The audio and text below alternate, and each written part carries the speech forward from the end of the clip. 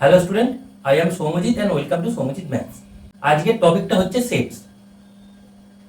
Set হচ্ছে ম্যাথামেটিক্সের একটা important topic. প্রথমে আমরা সেটসের ডেফিনেশনটা দেখব।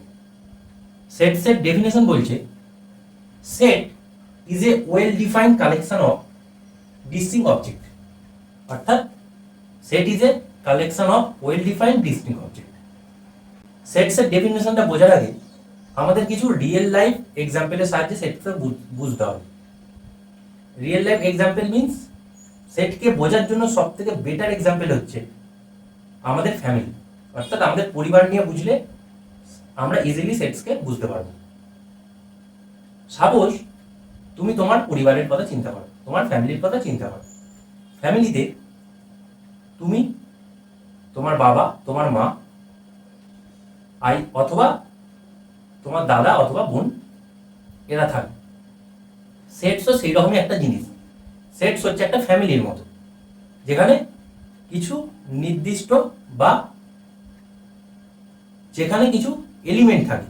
আমাদের ফ্যামিলিতে যেমন কিছু ফ্যামিলি মেম্বার থাকে, সেটসের মধ্যেও কিছু এলিমেন্ট থাকে। এবারে আমার ফ্যামিলির মধ্যে আমি নিজে যেমন একটা মেম্বার, তেমনি সেটসের মধ্যেও কিছু কিছু মেম্বার আছে। আমার ফ্যামিলির মধ্যে যদি মেম্বার কারা আছে জিজ্ঞাসা করে, আমরা সহজে বলবো যে আমার বাবা একটা মেম্বার, আমার মা একজন মেম্বার, আমি একজন মেম্বার। যদি তিনজনেরই ফ্যামিলি হয়, তাহলে আমরা তিনজন হচ্ছে আলাদা আলাদা মেম্বার আমার ফ্যামিলি বা আমাদের ফ্যামিলি। সেরকম ভাবে সেটস হচ্ছে একটা কালেকশন।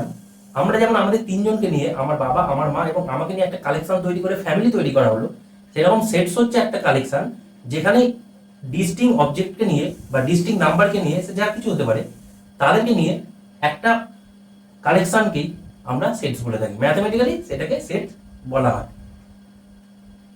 এবারে আমাদের ফ্যামিলিতে আমরা সবাই ডিস্টিংক্ট, মানে আমি একদম আলাদা, আমার বাবা আলাদা, আমার মা আলাদা। সেরকম সেটসের মধ্যেও যে এলিমেন্টগুলো আছে বা অবজেক্টগুলো আছে, সেগুলোকে ডিস্টিংক্ট হতে হবে, মানে প্রত্যেকে আলাদা আলাদা হতে হবে। আর আরেকটা এখানে ওয়ার্ড আছে যেটা হচ্ছে ওয়েল ডিফাইন। ওয়েল ডিফাইন এর কথা মানে কি? সাপোজ ধরো তোমার ফ্যামিলির মধ্যে কেউ বাইরে থেকে একজন এলো, একদম আননোন একটা পার্সন এলো, তুমি কি তাকে ফ্যামিলি মেম্বার বলে রিপ্রেজেন্ট করবে? অবশ্যই করবে না। অর্থাৎ বাইরের কাউকে আমি আমার ফ্যামিলির মধ্যে এন্ট্রি দিতে পারবো না। সেমনি সেটসের মধ্যে কোনো এলিমেন্টকে আমি রাখতে গেলে তাদেরকে আমরা ওয়েল ডিফাইন হতে হবে। মিন্স ফ্যামিলির মধ্যে যেমন ডিফাইন আছে যে এটা আমার বাবা, এটা আমার মা এবং এটা আমি, সেরকমই সেটসের মধ্যে ডিফাইন করতে হবে যে কোন অবজেক্টগুলো আমরা সেটসের মধ্যে রাখবো। অর্থাৎ সেটকে বলতে গেলে আমাকে তার আগে বিহেভিয়ার বা তার স্ট্যাটাস কি হবে সেই সম্বন্ধে বলতে হবে। সেই ভাষাটাই এখানে বলছে ওয়েল ডিফাইন। তার মানে আমাদের বোঝা গেল ওয়েল ডিফাইন জিনিসটা কি। আর কালেকশন তো বললাম একটা কালেকশন ফ্যামিলির মতো। আর ডিস্টিংক্ট জিনিসটা কি? ডিস্টিংক্ট হচ্ছে প্রত্যেকে আলাদা আলাদা। তার মানে আমরা যদি সেটসের একটা এক্সাম্পল নিয়ে থাকি, যে একটা সেটস এ, তার মধ্যে কোন কোন এলিমেন্টগুলো আছে 1 2 3 4 5 6 7 8 9 10, অর্থাৎ 10 পর্যন্ত যতগুলো ন্যাচারাল নাম্বার হয় সমস্ত নাম্বারকে আমরা একটা সেটসের মধ্যে কাউন্ট করেছি।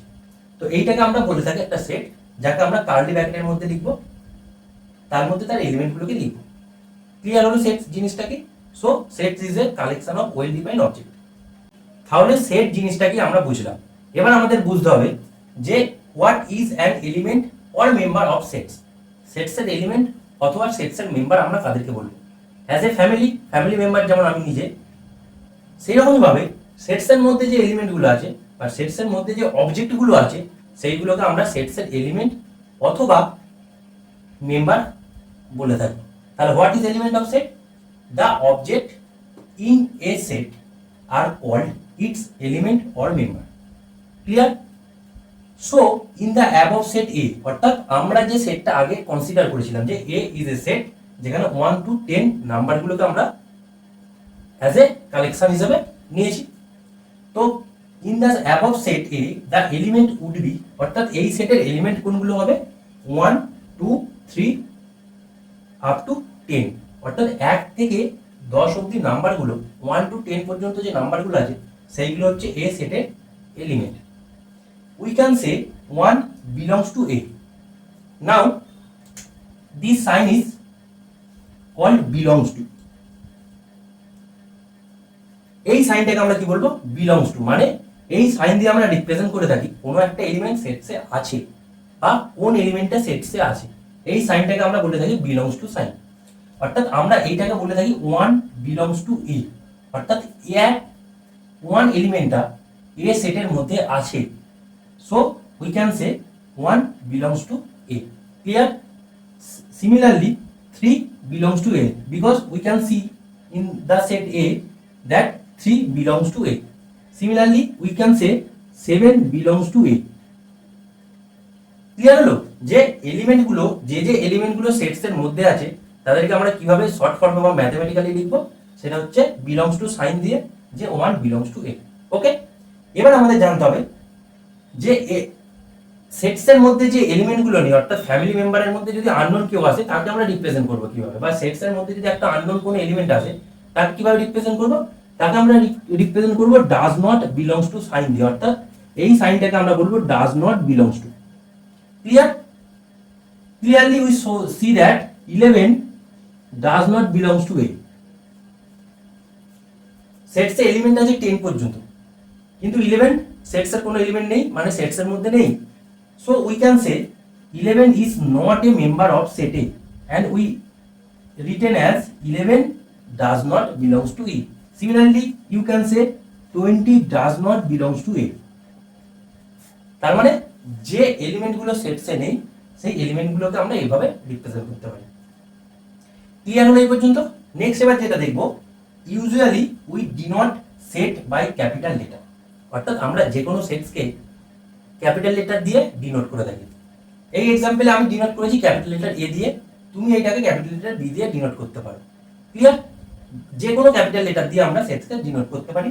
এন্ড সেটসের এলিমেন্টগুলোকে আমরা কিভাবে ডিনোট করব? Small letter.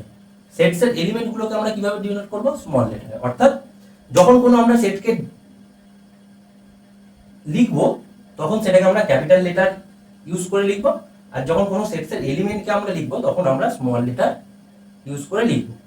সো সেরকম যদি একটা এক্সাম্পল দাও, যে ধরো x একটা এলিমেন্ট হচ্ছে p সেটের একটা এলিমেন্ট, p হচ্ছে একটা সেট, x হচ্ছে p সেটের একটা এলিমেন্ট, তাহলে আমরা কিভাবে লিখবো? যে x বিলংস টু p, অর্থাৎ এলিমেন্টকে আমরা স্মল লেটারে লিখলাম আর সেটসটাকে আমরা ক্যাপিটাল লেটারে লিখলাম। ক্লিয়ার হলো এই পর্যন্ত? তার মানে আমরা সেটসের ডেফিনেশন আর সেটসের এলিমেন্ট সম্বন্ধে জানলাম। এবার আমরা জানবো কোন সেটকে রিপ্রেজেন্ট কিভাবে করব বা ডেসক্রাইব কিভাবে করব। তো ম্যাথমেটিক্সে সেটকে রিপ্রেজেন্ট করার জন্য মেইনলি দুটো পদ্ধতি আমাদের জানতে হবে, মেইনলি টু ওয়েজ। তার মধ্যে ফার্স্ট প্রসেসটা হচ্ছে বা ফার্স্ট ফর্মটা হচ্ছে roster method or tabular form. That is the first one is roster form or tabular form. In this form we just list the element, অর্থাৎ রোস্টার ফর্মে আমরা যখন কোনো সেটকে রিপ্রেজেন্ট করব তখন সেখানে আমরা জাস্ট তার এলিমেন্টগুলোকে লিস্ট করব, যেখানে এলিমেন্টগুলোকে আমরা কার্লি ব্র্যাকেটের মধ্যে জাস্ট এলিমেন্টগুলোকে পরপর কার্লি ব্র্যাকেটের মধ্যে লিখে দেবো, সেটাই হয়ে যাবে সেই সেটসটার রোস্টার মেথড। এক্সাম্পলের সাহায্যে বোঝাই যে পি একটা সেট, তার মধ্যে এলিমেন্টগুলো কে কে আছে? A, E, I, O, U, that is the vowels of English alphabet. English অ্যালফাবেটের মধ্যে যে ভাওয়েলগুলো আছে সেই সেটটাকে আমরা পি দিয়ে রিপ্রেজেন্ট করছি, আর তার এলিমেন্টগুলো হচ্ছে এ, ই, আই, ও, ইউ, আর তাকে আমরা কার্লি ব্র্যাকেটের মধ্যে রেখে দিয়েছি। তো এই যে ফর্মটা তৈরি হলো, এই ফর্মটাকে আমরা সেটসে roster method or tabular form বলে থাকি। ক্লিয়ার? সিমিলারলি বি একটা সেট, যে তাদেরকে রিপ্রেজেন্ট করছে যে 1 থেকে 5 পর্যন্ত যতগুলো ন্যাচারাল নাম্বার আছে, that is 1 to 5 all natural number is represented by set B and we retain the set in tabular form, that is B equals to curly bracket of 1 2 3 4 5. Is it clear? যে সেটসকে আমরা যখন curly ব্র্যাকেটের মধ্যে সেই সেটসের এলিমেন্টগুলোকে লিখবো সেটা তার roaster form অথবা ট্যাবুলার ফর্ম হয়ে থাকে। ওকে, and the second way is set builder form or rule method form, অর্থাৎ সেট বিল্ডার ফর্ম অথবা rule method form. In this form we list the properties satisfied by all element of set, that is means ওই সেটসের মধ্যে যে এলিমেন্টগুলো আছে সেই এলিমেন্টগুলো যে প্রপার্টিটাকে satisfy করে সেই সেই প্রপার্টিটাকে আমরা লিখবো লিখে তাকে কার্লি ব্র্যাকেটের মধ্যে রাখবো। অবভিয়াসলি দুটো প্রসেসেই কার্লি ব্র্যাকেটের মধ্যে রাখতে হবে। তো যখন সেই প্রপার্টিটাকে স্যাটিসফাই করবে, সেই প্রপার্টিটাকে লিখে কার্লি ব্র্যাকেটের মধ্যে রাখবো, সেইটাই হয়ে যাবে সেই সেটটার set builder form or rule method form. Is it clear? Suppose we give a example that is set B curly bracket of X such that this sign is called such that, অর্থাৎ এই সাইনটাকে বলে, এই সাইনটাকে আমরা বলবো such that. So x such that x belongs to n, that is number of natural number sets x belongs to n and x less than 6. এর মানে কি, যে x হচ্ছে একটা এলিমেন্ট, কোন সেটের এলিমেন্ট না b সেটের এলিমেন্ট, যেখানে x কোথা থেকে বিলং করছে, x হচ্ছে ন্যাচারাল নাম্বারের সেট থেকে বিলং করছে এন্ড x স্যাটিসফাইড করছে যে x less than or less than 6 হবে। অর্থাৎ x এর ভ্যালুগুলো 6 এর ছোট হবে এবং সেটা কোথা থেকে বিলং করবে, অলওয়েজ টাইম ন্যাচারাল নাম্বার থেকে বিলং করবে। তো যখন আমরা কোনো সেটকে এইভাবে রিপ্রেজেন্ট করি তখন সেটা তার সেট বিল্ডার ফর্ম অথবা রুল মেথড ফর্ম আমরা বলে থাকি। ওকে, তো এই গেল দুটো মেথড যেখানে বা যার সাহায্যে আমরা ম্যাথমেটিক্সের সেটকে রিপ্রেজেন্ট করে থাকি। এখান থেকে একটা জিনিস বোঝার আছে, ভালো করে দেখো, যে আমরা বি সেটটাকে লিখেছি x such that x belongs to n and x less than 6। এবার আমরা এই সেটটাকে যদি ট্যাবুলার ফর্মে লিখতে যাই, আমরা এই সেটটাকে যদি ট্যাবুলার ফর্মে লিখতে যাই কিভাবে লিখবো, অর্থাৎ আমরা সেট বিল্ডার ফর্ম থেকে রোস্টার মেথডে কনভার্ট হবো। কোন সেটে সেট বিল্ডার ফর্ম থেকে রোস্টার মেথডে কনভার্ট হবো। অর্থাৎ এখানে বলছে x একটা এলিমেন্ট যেখানে x ন্যাচারাল নাম্বার থেকে বিলং করছে আর x লেস দ্যান 6, অর্থাৎ 6 এর থেকে স্মল ন্যাচারাল নাম্বার কোনগুলো, যে 1 2 3 4 এন্ড 5। অর্থাৎ এই যে প্রপার্টিগুলো স্যাটিসফাই করবে কোন নাম্বারগুলো, যে 1 2 3 4 5, তো সেইটাই হয়ে যাবে বি সেটটা। অর্থাৎ এই বি সেটটা যে কার্লি ব্র্যাকেট 1 2 3 4 5 লিখলুম, এটাই তার হয়ে গেল আমাদের roster form or roster method. Clear? আর এইটা হয়ে যাবে তার সেট বিল্ডার ফর্ম।